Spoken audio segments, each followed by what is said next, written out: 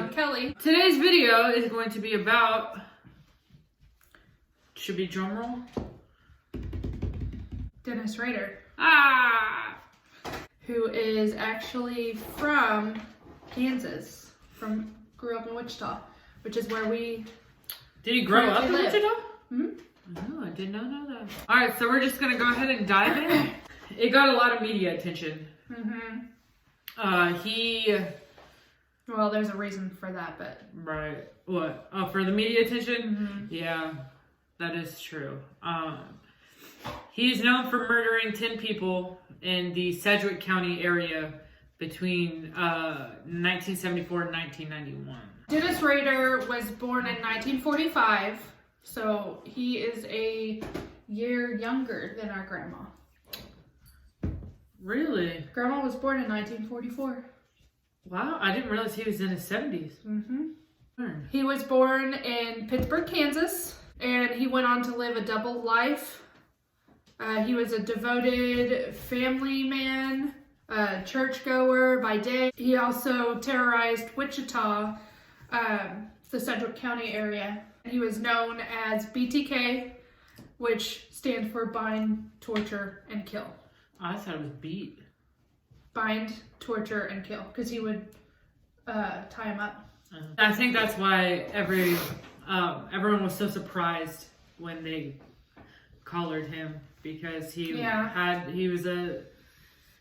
have at that time the characteristics everyone thought of as the serial killer. Because around this time you had it was after Ted Bundy, and it was after the crazy man who disappeared off a plane. I can't remember his name. Disappeared off a plane. Yeah, there was a guy who got on a plane and said that he had a bomb on the plane and he wanted like $1 million, and I don't remember that. we'll make an episode. Okay. And then it was, I believe, right after Charles Manson. Yeah, because he started in the 70s? The 60s or the 70s, I think. Rader dropped out of college and went on to go to the Air Force around 1960. Yeah. And then after returning to Wichita, about 10 years later, he married his wife, Paula. And then worked odd and end jobs for about a year. And then got on to ADT Security Systems. On January 15th of 1974, Rader went on to strangle to death 4 family members of the Ontario, I hope I'm saying that right, family, in their Wichita home. He killed Joseph and Julie and their 2 children, and also took a watch and a radio with him from their house, because he liked to take memorabilia from the scenes. Momentum. Yeah. And that surprisingly is a lot of serial killers, like, MO. yeah, like motive, or not motive necessarily, but like pattern of behavior. Like, yeah, strangulation and taking memorabilia. Yeah, there were the signatures. Of BTK. Dennis found sexual pleasure in killing, so he did leave some semen behind at a couple of scenes. I don't know which ones. Well, and all the documentaries that are out there also say that he used to like do the whole bondage thing where he would tie himself up. Like, well, he that's wanted why his he's called victims. BTK. Yeah, He's but into bind no, it said that and he torture. would like, get off on it. Like, it would sexually arouse him to the point to where he would climax. So. That's why he's called BTK. Later on in the night, the Ontario's oldest son, who was 15 at the time, Charlie, came home and found his mom and dad and 2 siblings. And it's really sad to me because I couldn't imagine coming home and finding all of my family. Yeah. And gone, it's just you, murdered. You're by yourself. Yeah. About a couple months later, April 4th, he waited inside of Catherine Bryant's apartment A couple of months later, on April 4th, he found himself hiding in Catherine Bryant's apartment to stab and strangle her. Her brother Kevin was also there. Dennis shot him twice. And this is where we find our first witness, because Kevin survived. And he did give a description. That he was an average of a description. Yeah, like an average white guy with a bushy mustache. And psychotic eyes. Yeah, I found that detail very interesting. It really is, because not the color of his eyes, just the psychotic eyes. And I didn't realize. In October of that same year, Rader went to a library here in Wichita and had placed a letter inside of it revealing that he was the killer of Ontario family, taking responsibility for that crime. Right. But he didn't leave a name. Right. And then most of the documentaries and journals and articles that I've read over time is that he was really cocky when it came to sending letters. Yeah. He wanted to be the center of attention. He wanted the fame. But I found it weird because he wants the fame, but yet he doesn't want to give himself up.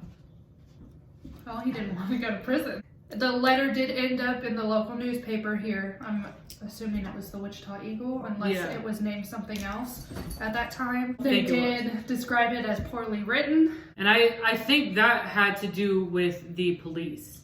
And it gave the police some sort of idea of the type of person that they were dealing with.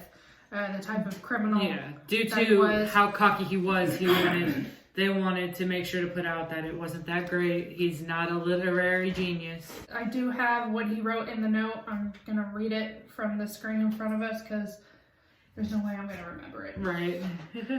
He wrote, "It's hard to control myself. You probably call me psychotic with sexual perversion hang up." I see it. He did warn that he was going to strike again. Mm-hmm. And he also wrote, "The code words for me will be bind them, torture them, kill them. BTK." There's such a significance, like a year? A gap. Yeah. No, it's more than a year. It went from 74 to 77. So like a 3-year gap, because him and Paula started a family. In March of 1977, we meet Shirley Vaughn. I don't know how to say her last name. He goes to her home and locks her children in the bathroom, and then ties her up and strangles her. In December, we meet Nancy Fox. Of that same year. He strangled her in her home and then called the police to report his own homicide. But of course... And when we mean he's... leaving out... cocky, he's cocky. His actual name. Like he wants them to find the bodies, but yet he doesn't want to take full responsibility. I don't think he wanted to get arrested. One thing that I've noticed with these types of serial killers, like Ted Bundy, Charles Manson, even though I guess technically Charles Manson isn't considered, like, he didn't do any of the killing. Okay. But he was a cult leader. To me, he's a serial killer nonetheless. The Zodiac Killer, they're all cocky. They want the media attention. They want you to know that they're out here and they're going to strike again. Like Jack the Ripper? Yes. In January the following year, he decides to write up a letter and then send it to a newspaper, I'm assuming the Wichita Eagle, basically to put out in detail what he did to Shirley Vaughn, or I'm sorry, I really don't know how to pronounce her last name. So he did the same thing with this one as he did with the first one. And then he sends out another letter to local television, so like Cake, Fox, KSN, whatever local television there was at that time. And basically saying that he was the one who killed Fox. He was basically all of the murders that he has. The 2 murders that he has done so far. Right. After the Ontario family. And other unknown victim that they haven't found yet. So there was 3 altogether. Yeah, and I don't think he's ever admitted to it. Or 4, I apologize. I don't think he's ever admitted to it. That unknown victim. I don't know. I don't think we ever get a name. Yeah.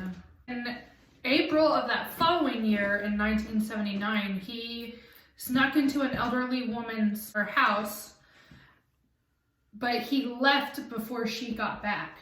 So he ended up sending her a letter letting her know that BTK was in her house basically taunting her, saying, harassing her. You were the one that I let Go away. like yeah.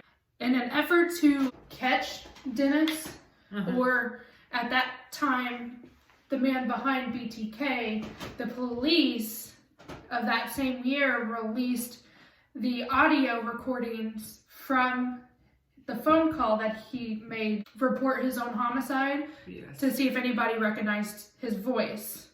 I don't believe anything came out of that. Nobody recognized it. Well, because he was such a society norm, like a normal Yeah, but I mean, community member that no one thought about it. I feel like if I heard a recording of you or mom or dad, Right. I would instantly know that that's your voice. Also, he was committing these crimes in Wichita. He lived in Park City, which was the outskirts of Wichita. So yeah, it's only like 10 minutes yeah, away. but we have a while, like a good 5-6 year gap, and we think that was when The second kid child was born. And I think maybe he was just taking a break. Well, he had to still live his Yeah. normal life. Yeah, he had to work, and now that he has 2 mouths to feed, or 4, him, his wife, and his 2 kids, that he needed to focus more on the real life thing rather than his fantasies that he's been trying to recreate with his victims. April of 1985. April 27th, to be exact. He's getting more anxious, I would say, because now he's killed his neighbor. Getting closer to home. Maureen Hedge, and her body was found on the side of the road a couple days later. Like trash.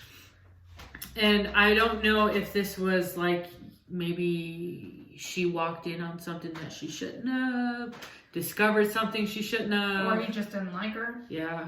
Or he was to the point to where he was so agitated and so like, oh, I really, really, really, really, really need to do something. Giddy, almost. Anxious that he needs to find that release somewhere. And so 1986, the following year, he kills Vicky Wegerly. We think that's how you pronounce the name. While she was on her way home. His last confirmed killing was in 1991. A lady known as Dolores Davis. And you got to keep in mind, all of these victims were killed in a similar fashion.